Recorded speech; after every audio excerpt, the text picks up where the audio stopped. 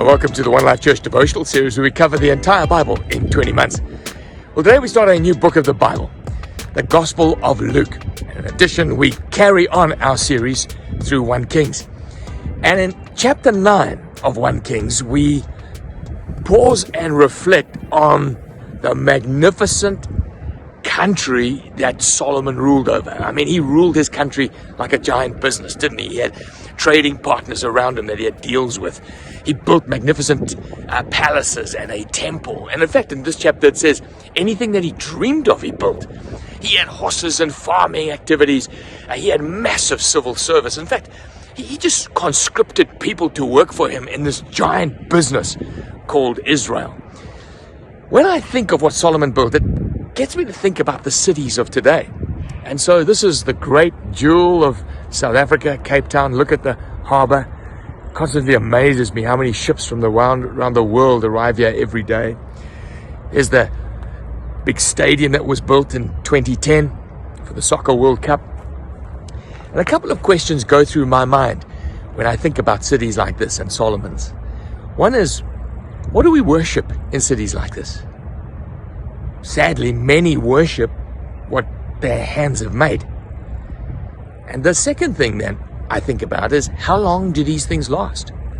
I mean, this is a beautiful city, but it's not very old. It's maybe 250 years old, 200 years old. Most of these buildings are way within that. How long will they last? Well, Solomon's temple, for example, only lasted 350 years. Then the Babylonians drove in and they just razed it to the ground. They burnt it. They carried off all the gold and all the valuables that were inside of it. Nothing that man makes lasts forever. And so God looks at what man has made, and he looks at what man is worshiping. And those things are important, and that's what's highlighted here.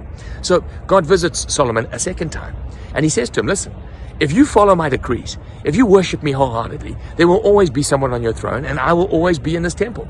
But if you don't, this is what he says, I will reject the temple that I consecrated with my name, and Israel will become a byword and an object of ridicule among the people. And verse 8 says, this temple will become a heap of rubble.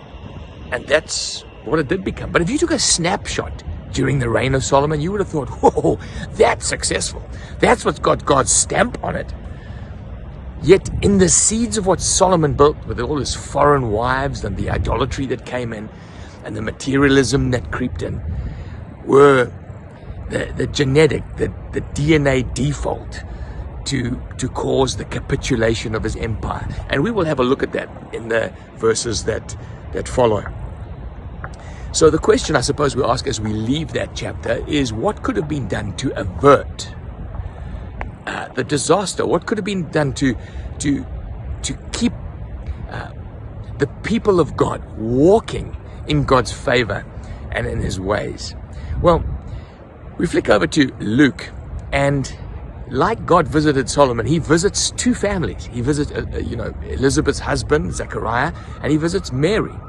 Now, both these families were described as being godly and righteous and worshiping God wholeheartedly.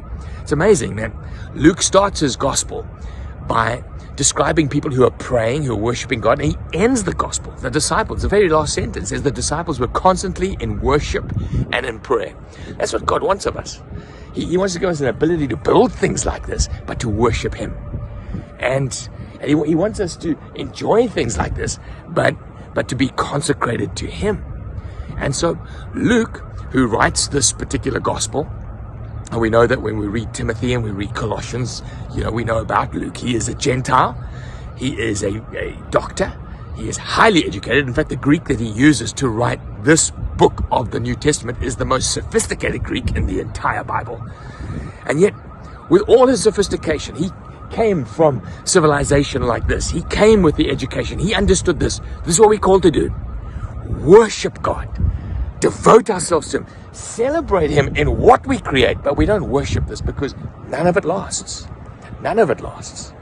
And so as we look at your life and what you are building with your hands, this is the sober reminder we get out of these texts. You see, when God chose to visit the people, he chose Elizabeth and he chose Zechariah, he chose Mary.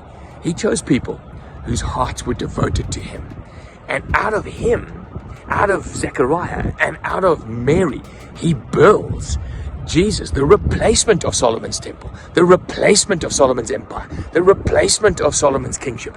Jesus the King, who comes to restore things as God originally intended for you and me.